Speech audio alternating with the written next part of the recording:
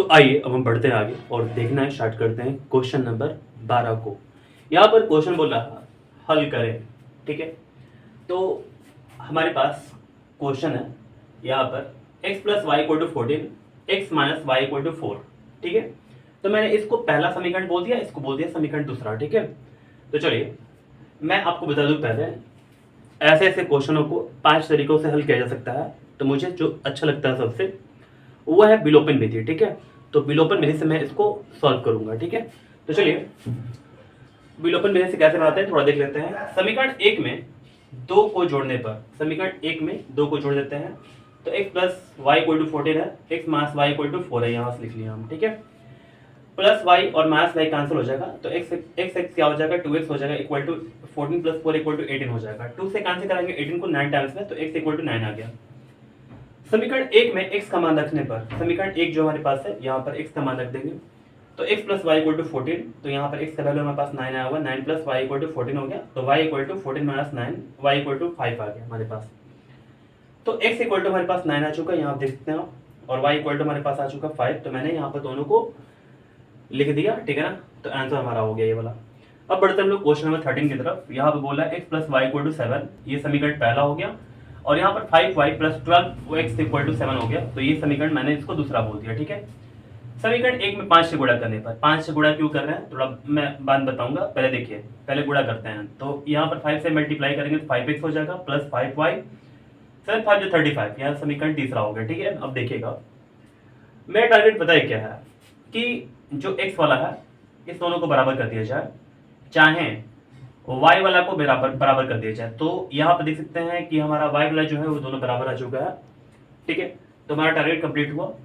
तो चलिए समीकरण 2 में से तीनों घटा लेंगे, तो समीकरण 2 में से तीनों घटाने पर, ठीक है, तो 2 हमारे पास है 5y plus 12x equal to 7 और इसको हम लोग सजा लेंगे जैसे पहले समीकरण इसमें जो था ना y पहले था तो इसका जो y है पहले हम लोग लिख लेंगे। तो 5y यहाँ पर प्लस 5x हो जाएगा इक्वल टू 35 हो जाएगा। ठीक है, अब देखिए यहाँ पर घटा लेंगे तो 5y कैंसिल हो जाएगा यहाँ पर क्योंकि ये पॉजिटिव आ चुका है, ये नेगेटिव आ चुका है। 12x में से 5x घटा लेंगे 7x आ जाएगा, बराबर कितना हो गया माइनस 28 हो चुका। 7 से कटाएंगे 7 चौका 28, यानी कि x का वैल्यू हमारे पास आ गया कितना -4 आ चुका है। ठीक है इसके बाद समीकरण एक में x का मान रखने पर, समीकरण एक हमारे पास कहाँ पर है, यहाँ पर x plus y equal to 7 है, तो x का वैल्यू हमारे पास आ चुका है -4। मैंने यहाँ पर गलती कर दिया था, प्लस में कर दिया था, तो -4 आ चुका ना, तो मैं क्या करूँगा यहाँ पर -4 रख दूंगा और -4 प्लस वाई इक्वल टू 7 हो जाएगा, तो y इक्वल टू हमारे पास आ जाएगा 7 प्लस 4 इक्वल टू 11। ठीक है, तो y का वैल्यू हमारे पास आ गया 11 और x का वैल्यू हमारे पास आ चुका कितना, यानी कि -4। तो आप यहाँ तक समझ गए होंगे, ऐसा मैं उम्मीद करता हूँ। ठीक है,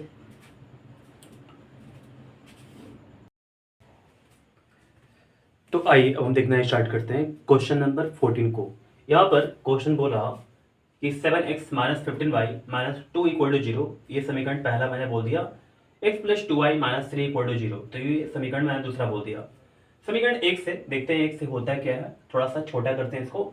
तो 7x माइनस 15 मैंने लिख दिया और यहाँ पर जो माइनस था ना लेफ्ट हैंड साइड में था तो उसको मैंने राइट हैंड साइड मूव करा दिया, तो यहाँ पर ये प्लस हो जाएगा, ये समीकरण तीसरा हो जाएगा।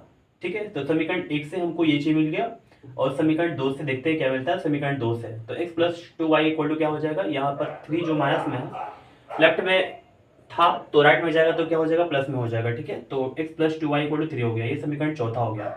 अब देखिए मैंने आपको बताया था कि या तो हम लोग इस दोनों को बराबर कर देंगे चाहे इस दोनों को बराबर कर देंगे, तो मैंने सोचा कि 4 को 7 से गुणा कर लेते, इससे फायदा क्या होगा कि ये दोनों बराबर हो जाएगा। ठीक है, तो चलिए समीकरण 4 में 7 से गुणा करने पर तो 7x plus 14y equal to कितना हो जाएगा 7 3 21, तो समीकरण पांचवा होगा। तो अब हम क्या करेंगे, देखिए ये 4 से निकल कर आया हुआ है, तो समीकरण 3 में समीकरण 5 को घटा लेंगे, तो समीकरण 3 में से समीकरण 5 को घटाने पर, ठीक है, तो हमारे पास 3 क्या है, तो 7x minus 15y equal to 2 और हमारे पास पांचवा जो है वो 7x plus 14y equal to 21, minus हो जाएगा यहाँ माइनस हो जाएगा यहाँ माइनस हो जाएगा, कैंसिल करा लेंगे तो 15y और यहाँ पर 14y दोनों निगेटिव है, तो यहाँ पर माइनस में आंसर आ जाएगा -29y इक्वल टू, यहाँ पर 2 में से हम लोग सब्ट्रैक्ट करा लेंगे 21 को, तो -19 आ जाएगा, माइनस माइनस कैंसिल हो जाएगा, तो y इक्वल टू हमारे पास आ गया 19/29। ठीक है, तो y का वैल्यू हमारे पास आ चुका। अब क्या करेंगे, किसी भी समीकरण में पता है हम y का वैल्यू डाल देंगे, तो जो आसान हमको लगेगा, ठीक है, आसान क्या है, आप 3 में या 4 में डाल दीजिए, सबसे अच्छा होगा, ठीक है। तो चलिए हम 4 में y का मान रख देते हैं। तो हमारे पास क्या है, x प्लस 2y इक्वल टू 3 है, तो मैंने यहाँ पर रख दिया x प्लस 2 इंटू यहाँ पर 19/29 है इक्वल टू 3 हो जाएगा, ठीक है। y का जो वैल्यू है हमने यहाँ पर पुट कर दिया। x प्लस यहाँ पर 19 होने का 38 हो जाएगा, बटे में 29 हो जाएगा इक्वल टू 3 हो जाएगा, तो x इक्वल टू 3 माइनस 38 बटे में 29।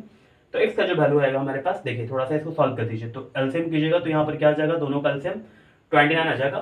तो हम लोग इसको सॉल्व अच्छे से करेंगे तो हमारे पास आ जाएगा यहाँ पर 87 माइनस 38, x का जो वैल्यू आएगा 49/29 हो जाएगा। तो इसको साफ साफ हम लोग लिख देंगे इसका आंसर।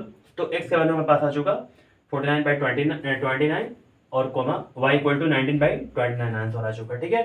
तो उम्मीद करते हैं क्वेश्चन नंबर 14 आपको बेहतर ढंग से समझ में आ गया होगा।